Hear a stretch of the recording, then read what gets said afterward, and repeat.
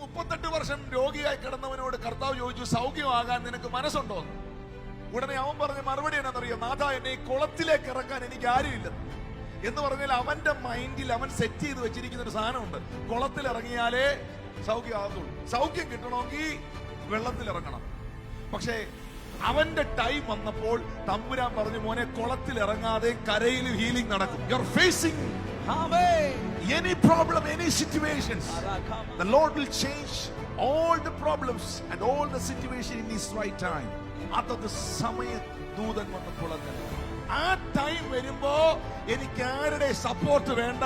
ആ ടൈം വരുമ്പോൾ നീ കണ്ടിട്ടില്ലാത്ത അത്ഭുതങ്ങൾ നിന്റെ മുമ്പിൽ വെളിപ്പെട്ടിരിക്കും. സാഹചര്യങ്ങൾ മാറിയിരിക്കും. അനുഭവങ്ങളിൽ വ്യത്യാസം വന്നിരിക്കും.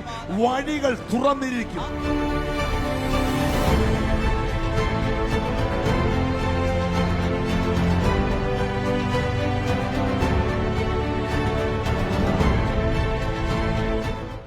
പത്രോസ് 5-ാം അധ്യായം 6-7 വാക്യങ്ങൾ.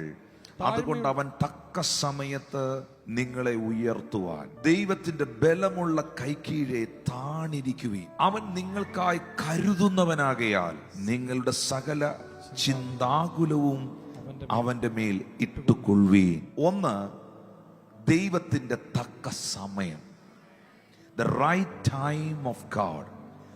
അവൻ തക്ക സമയത്ത് നിങ്ങളെ ഉയർത്തുവാൻ. രണ്ടാമത്തെ കാര്യം, അവൻ നിങ്ങൾക്കായി കരുതുന്നവനാകയാൽ നിങ്ങളുടെ സകല ചിന്തകളും ചിന്തകളാൽ ഉണ്ടായ ആകുലതയും, അതാ ചിന്താകുലവും എന്നെഴുതിയിരിക്കുന്നത്.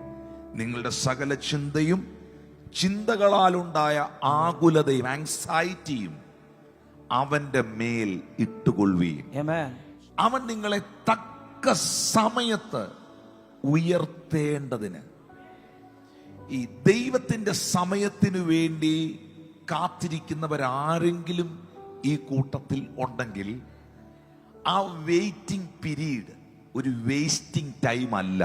ദൈവത്തിന്റെ സന്നിധിയിൽ എന്തെങ്കിലും നിങ്ങൾ വെയിറ്റ് ചെയ്യുന്നെങ്കിൽ, സാധാരണ നിലയിൽ ഈ കാത്തിരിക്കുക എന്ന് പറയുന്നത് മുഷിപ്പിക്കുന്ന ഒന്നാണ്. ഒരാള് 10 മണിക്ക് വരുമെന്ന് പറഞ്ഞു, 11 മണിക്കും കണ്ടില്ല, 12 മണിക്കും കണ്ടില്ല, 1 മണിക്കും കണ്ടില്ല. നമ്മളാകെ മുഷിയും, അല്ലെങ്കിൽ നമ്മൾ ഇറിറ്റേറ്റഡ് ആകും. മനുഷ്യനെ കാത്തിരിക്കുമ്പോൾ ആ കാത്തിരിപ്പുകൾക്ക് ഡ്യൂറേഷൻ ഉണ്ടാകുമ്പോൾ, അല്ലെങ്കിൽ ദൈർഘ്യം ഉണ്ടാകുമ്പോൾ, ആ കാത്തിരിപ്പുകൾ നമ്മളെ ടയേർഡാക്കും. പക്ഷെ ദൈവത്തെയാണ് കാത്തിരിക്കുന്നതെങ്കിൽ ബൈബിൾ പറയുന്നത്, ദൈവത്തിന്റെ പ്രവൃത്തിയെ കാത്തിരിക്കുന്നവൻ ടയേർഡ് ആകുകയല്ല, യഹോവയെ കാത്തിരിക്കുന്നവൻ ശക്തിയെ പുതുക്കും. അവൻ കഴുകനെ പോലെ ചിറകടിച്ചു കയറും. ദൈവത്തിൽ നിന്ന് എന്തെങ്കിലും ഒരു കാര്യം, ഒരു നന്മ, ഒരു വിടുതൽ, ഒരു സൗഖ്യം, ഒരു വഴി തുറക്കപ്പെടേണ്ടതിന് നിങ്ങൾ കാത്തിരിക്കുന്ന വ്യക്തിയാണെങ്കിൽ ആ കാത്തിരിപ്പ് നിങ്ങളുടെ ജീവിതത്തിൽ അത്ഭുതങ്ങളെ സൃഷ്ടിക്കും. വിശുദ്ധ യോഹന്നാന്റെ സുവിശേഷം 5-ാം അധ്യായത്തിന്റെ 4-ാം വാക്യത്തിൽ അനേകർ സൗഖ്യം പ്രാപിക്കാൻ വന്നു കിടക്കുന്ന ഒരു കുളം നമുക്ക് കാണാം. എന്താണ് ആ കുളത്തിന്റെ പ്രത്യേകത? അതത് സമയത്ത് ദൂതൻ കുളം കലക്കും.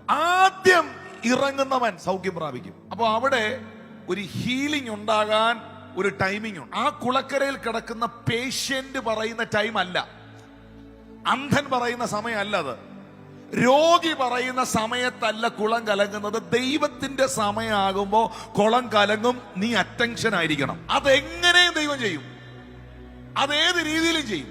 അത് നമ്മൾ പറയുന്ന പോലെ അല്ല ചെയ്യുന്നേ. ഈ 38 വർഷം രോഗിയായി കിടന്നവനോട് കർത്താവ് ചോദിച്ചു, സൗഖ്യമാകാൻ നിനക്ക് മനസ്സുണ്ടോ? ഉടനെ അവൻ പറഞ്ഞ മറുപടി എന്നാണെന്നറിയോ? നാഥ, എന്നെ ഈ കുളത്തിലേക്ക് ഇറക്കാൻ എനിക്ക് ആരുമില്ലെന്ന്. എന്ന് പറഞ്ഞാൽ അവന്റെ മൈൻഡിൽ അവൻ സെറ്റ് ചെയ്ത് വെച്ചിരിക്കുന്ന ഒരു സാധനമുണ്ട്. കുളത്തിൽ ഇറങ്ങിയാലേ സൗഖ്യമാകത്തുള്ളൂ. സൗഖ്യം കിട്ടണമെങ്കിൽ വെള്ളത്തിൽ ഇറങ്ങണം. പക്ഷേ അവന്റെ ടൈം വന്നപ്പോൾ തമ്പുരാൻ പറഞ്ഞു, മോനെ, കുളത്തിൽ ഇറങ്ങാതെ കരയിൽ ഹീലിംഗ് നടക്കും. You are facing any problem, any situations, the Lord will change all the problems and all the situation in His right time. Amen. അത് നമ്മൾ പറയുന്ന വഴികളിലൂടെ അല്ല. Yes, amen. Thank you Jesus. Hallelujah. അതത് സമയത്ത് ദൂതൻ വന്ന് കുളം കലക്കും. Amen. കനാവിലെ കല്യാണ വീട്ടിൽ യേശു നിൽക്കുമ്പോൾ യേശുവിന്റെ അമ്മയായ മറിയം യേശു കർത്താവിനോട് പറയുകയാണ്, മകനെ വീഞ്ഞു തീർന്നുപോയി, നീ അവിടുന്ന് പ്രവർത്തിക്കണം. യോഹന്നാൻ സുവിശേഷം 2-ാം അധ്യായത്തിന്റെ 4-ാം വാക്യത്തിലാണ് പുതിയ നിയമ ഭാഗത്തിൽ ആദ്യമായി ദൈവത്തിന്റെ സമയം ദൈവം തന്നെ വെളിപ്പെടുത്തുന്നത്.